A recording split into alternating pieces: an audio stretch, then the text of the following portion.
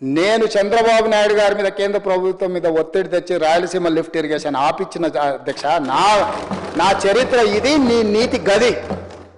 ఇవాళ నేను సూటిగా చెప్పదలుచుకునే వేదిక మీద నుంచి 2 రాష్ట్రాల మధ్యలో మంచి వాతావరణం ఉండాలని ఇప్పటి వరకు నేను సాధించిన విజయాన్ని కూడా నేను చెప్పుకోలేదు అధ్యక్ష. సూటిగా చంద్రబాబు నాయుడు గారికి విజ్ఞప్తి చేసిన నేను, రాయలసీమ లిఫ్ట్ ఇరిగేషన్ మీరు ఆపితే మేము ఏదైనా విషయాల మీద చర్చకు వస్తాము, లేకపోతే మీతో చర్చించడానికి అవకాశం లేదు.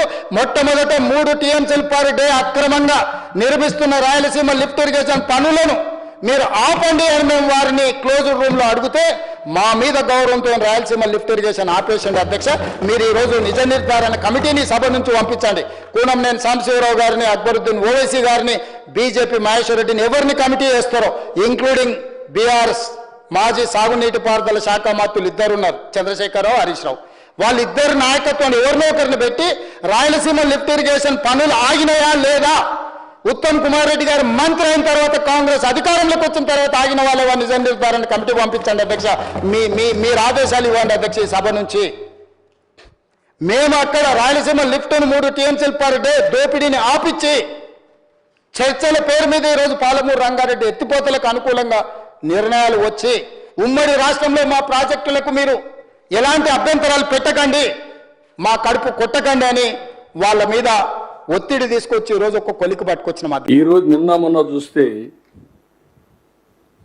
ఈ రాజకీయాలు నాకే అర్థం కాల. ఏంటి రాజకీయం? ఇప్పుడు దేవాదుల ప్రాజెక్టు కట్టారు. దేవాదుల ప్రాజెక్టు గోదావరి పైన, అక్కడి నుంచి నీళ్లు వస్తే పోలవరానికి వస్తాయి. పోలవరం నీళ్లు వచ్చి గోదావరి నుంచి మీరు నీళ్లు తీసుకుంటే, నేను అబ్జెక్ట్ చేయకపోతే, మీరు పోలవరం నీళ్లు తీసుకుంటే మీరు అబ్జెక్ట్ చేస్తేమన్నా మీనింగ్ ఉంది ఇంట్లో? పైన నీళ్లు తీసుకొని ఎక్కడ పోయారు? మంజీరాకి తీసుకెళ్ళి తప్పలేదు. నేను ఆ రోజు కూడా వెల్కమ్ చేస్తాను, ఇప్పుడు వెల్కమ్ చేస్తున్నా. గోదావరిలో పుష్కలంగా నీళ్లు ఉన్నాయి, కంప్లీట్ చేయండి. నేను ఈ నీళ్లు తీసుకొని ఇంకొంచెం ముందుకెళ్ళి పొదుపు చేస్తే, ఆ నీళ్లు ఉపయోగించుకుంటే రాయలసీమ కూడా బాగుపడుతుంది. అవసరమైతే మనకు కానీ అన్ని కలిసి వస్తే తెలంగాణకు కూడా నీళ్ళు ఇవ్వచ్చు. నాగార్జున సాగర్, శ్రీశైలం నీళ్లు పెడితే వాళ్ళు కూడా వాడుకోవచ్చు. అవసరమైతే ఇక్కడ మనం వాడుకున్నప్పుడు నీళ్లు మిగిలితే ఏం చేస్తాం? అవసరమైతే వాళ్ళు కూడా వాడుకునే పరిస్థితి ఉంటుంది.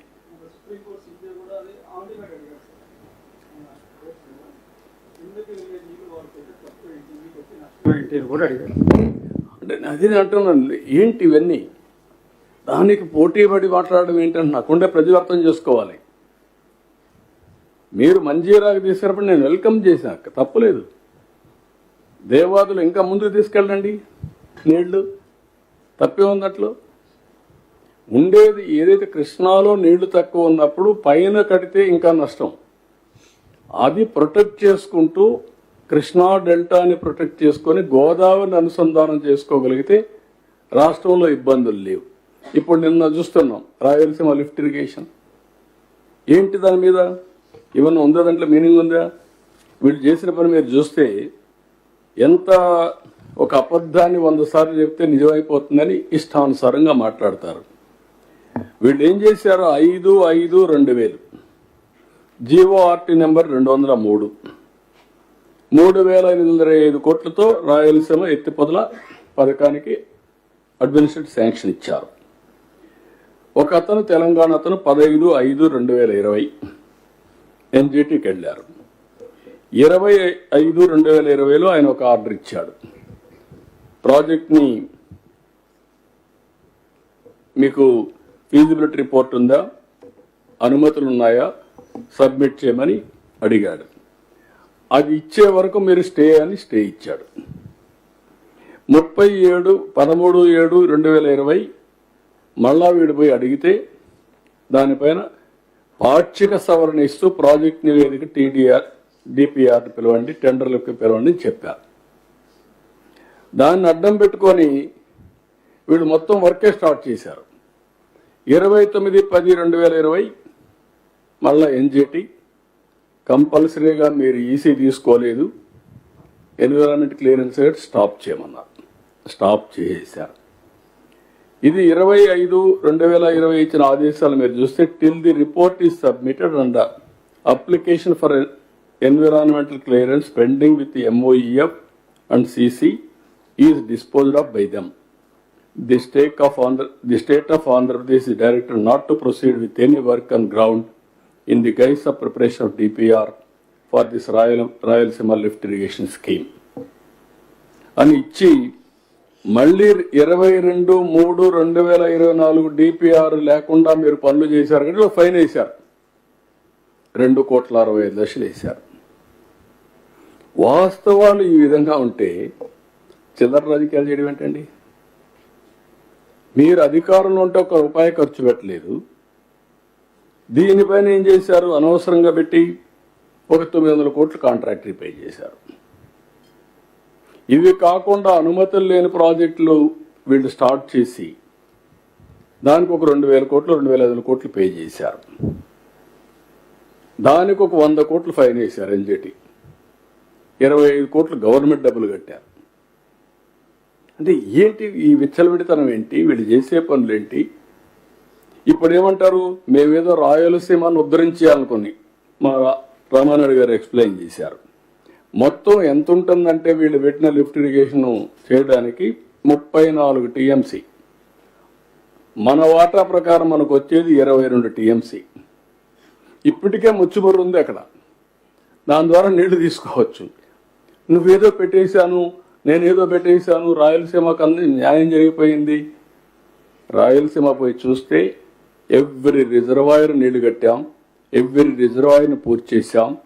ఎప్పుడూ రానటువంటి బ్రహ్మసాగర్ కూడా నీళ్లు ఇప్పించి పూర్తి చేశాం. ఈ సంవత్సరం 17 TMC 18 TMC నీళ్లు బ్రహ్మసాగర్లో ఉన్నాయి. That is our commitment. Sir, Sambasivarao here from Hindu. ఇన్ని అక్కడ అవకతవకలను మీరు ఐడెంటిఫై చేశామని చెప్తున్నారు కదా, వాటి మీద ఎంక్వైరీ కానీ ఏదైనా? ఏది? ఇప్పుడు కొన్ని ప్రాజెక్ట్స్లో అవకతవకలు మీరు ఐడెంటిఫై చేశామని చెప్తున్నారు. వాటి మీద మీరు ఏమైనా ఎంక్వైరీ చేయడం కానీ, యాక్షన్ తీసుకోవడం కానీ, కన్సర్న్ ఆఫీసర్స్ మీద కానీ, కన్సర్న్ కాంట్రాక్టర్స్ మీద కానీ అన్నీ చేయాలి. ముందు అప్రూవల్ లేకుండా పనులు చేసి తర్వాత డబ్బులు 30 ఏళ్ళు పడుతుంది వీళ్ళ కథలన్నీ చేయాలంటే. మనకు ఎంక్వైరీ చేసుకుంటా కూర్చుంటుంటే అన్ని ఏం చేయాలో జరుగుతున్నాయి మీరు చూస్తున్నారు. ఎంక్వైరీల కోసం కాలయాపన చేస్తా, ఎంక్వైరీలు చేయాల్సిందే తప్పదు. కానీ వీళ్ళు చేసిన పనులన్నీ మనం ఎంక్వైరీ చేయకపోయినా కూడా హైకోర్టు కూడా చెప్తామని ఇప్పుడు టీటీడీది. అప్పుడు జరిగిన అవకతవకల మీద మీరు ఎందుకు యాక్షన్ తీసుకోలేదని చెప్పే పరిస్థితికి వచ్చారు. 1-2 కాదు కదా, వ్యవస్థని మొత్తం కుప్పగొల్చారు. ఇప్పుడిప్పుడు అవన్నీ కూడా వ్యవస్థలన్నీ కూడా బాగు చేసి మళ్ళా ట్రాక్లో పెట్టే పరిస్థితి వస్తే బురజల్ల రాజకీయం చేస్తున్నారు. దిస్ ఇస్ నథింగ్ అబౌట్ బురజల్ల రాజకీయం. ఏంటి దానివల్ల? 20 TMC నీళ్లు ఏమైపోతుంది? ఒక రిజర్వాయర్లో ఉన్నాయి ఈరోజు 20 TMC నీళ్లు. ఇప్పుడు కూడా మాట్లాడతారు సిగ్గు కూడా లేకుండా.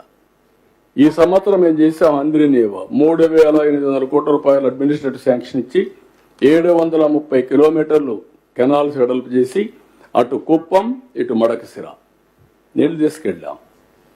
అది రాజకీయం. అన్ని చెరువులు నీళ్ళు ఇచ్చాం.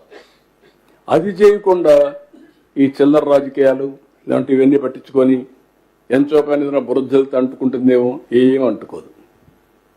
చాలా మంది నా మీద బురదజల్లేదని ప్రయత్నం చేశారు.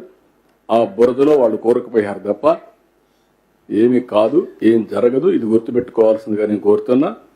కన్స్ట్రక్టివ్ పాలిటిక్స్ చేయండి. మీరు చేయలేని పనులు మా మీద నెపవేసి తప్పించుకునే ప్రయత్నం చేయడం కరెక్ట్ కాదు. ఫైనల్గా ఒకటే చెప్తాను, రాయలసీమ లిఫ్ట్ ఇరిగేషన్ పనులను ఆపేయాలి అని అంటూ ఏకంగా తెలంగాణ ముఖ్యమంత్రి గారు అసెంబ్లీలో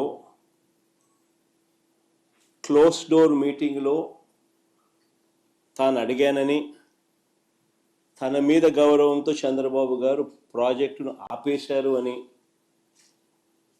ఏకంగా తెలంగాణ ముఖ్యమంత్రి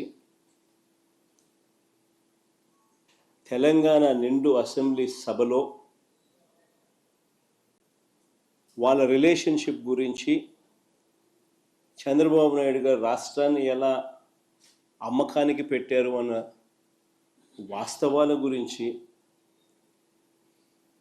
ఏకంగా రేవంత్ రెడ్డి గారు అన్న మాటలు నిజంగా ఇది చూసిన తర్వాత ఒకసారిగా రాష్ట్ర ప్రజలకు అందరికీ కూడా, రైతన్నలందరికీ కూడా, మరీ ముఖ్యంగా రాయలసీమ, నెల్లూరు ఈ ప్రాంతాలకు సంబంధించిన రైతులకు నిజంగా చంద్రబాబు నాయుడు అనే వ్యక్తి ఒక విలన్ క్యారెక్టర్ కింద కనిపిస్తుంది.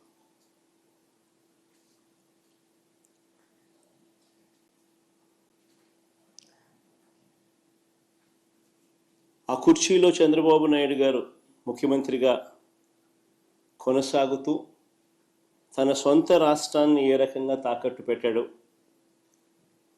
రాష్ట్ర ప్రజలను తన స్వార్థం కోసం ఏ రకంగా తాకట్టు పెడతా ఉన్నాడు అన్నదానికి రేవంత్ రెడ్డి స్టేట్మెంట్లు సాక్ష్యాలు. నిజంగా బహుశా భారతదేశ చరిత్రలో ఇలాంటి చరిత్రహీనుడు బహుశా ఎవరు ఉండకపోయి ఉండొచ్చు.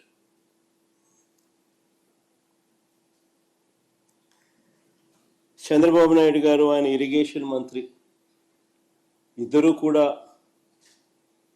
తెలంగాణ ముఖ్యమంత్రి అన్న మాటలను ఖండిస్తారు అని చెప్పి అందరం కూడా ఆశించాం.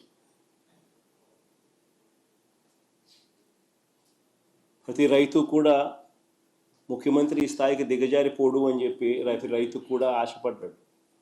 కానీ ఆశ్చర్యం ఏమిటి అంటే చంద్రబాబు నాయుడు గారు తన ఇరిగేషన్ మంత్రితో తాను మాట్లాడించిన మాటలు, చంద్రబాబు నాయుడు గారు మాట్లాడుతూ ఉన్న మాటలు చూస్తే రాయలసీమ లిఫ్ట్ ఇరిగేషన్ స్కీమ్ అవసరం లేదు అంటూ వీళ్ళు మాట్లాడుతూ ఉన్న మాటలు చూస్తే రేవంత్ రెడ్డితో చంద్రబాబు నాయుడు గారికి ఉన్న రహస్య ఒప్పందానికి అధికార ముద్ర వేసినట్టే. కరెక్ట్గా రేవంత్ రెడ్డి కూడా ఇదే మాటలే మాట్లాడాడు. చంద్రబాబు నాయుడు కూడా ఆయన మంత్రి కూడా రాయలసీమ లిఫ్ట్ అవసరం లేదు అని అంటూ చంద్రబాబు నాయుడు బరి తెగించి మాట్లాడడం కూడా వాళ్ళిద్దరి మధ్య జరిగిన ఒప్పందానికి ఆమోద ముద్ర వేసినట్టే, అధికార ముద్ర వేసినట్టే. స్వలాభం కోసం ప్రజలకు ఎంతటి ద్రోహమైనా కూడా, ఎంతటి మోసమైనా చేయడానికి చంద్రబాబు నాయుడు అనే వ్యక్తి వెనకాడడు. తన స్వార్థం కోసం పిల్లనిచ్చిన మామను ఎన్టీ రామారావునైనా వెన్నుపోటు పొడుస్తాడు. తన స్వార్థం కోసం చంద్రబాబు నాయుడు జన్మనిచ్చిన సీమను కూడా ఏమాత్రం హెసిటేట్ చేయకుండా వెన్నుపోటు పొడుస్తాడు.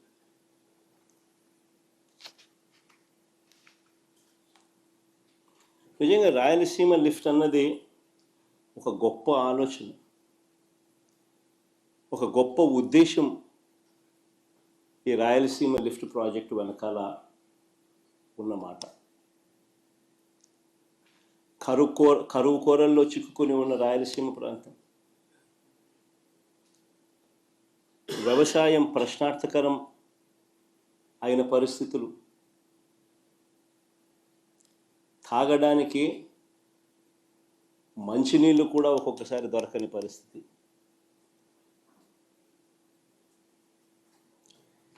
ఇలాంటి ప్రాంతానికి ఈ రాయలసీమ లిఫ్ట్ అన్నది ఒక ఇన్సూరెన్స్ పాలసీ మాదిరి.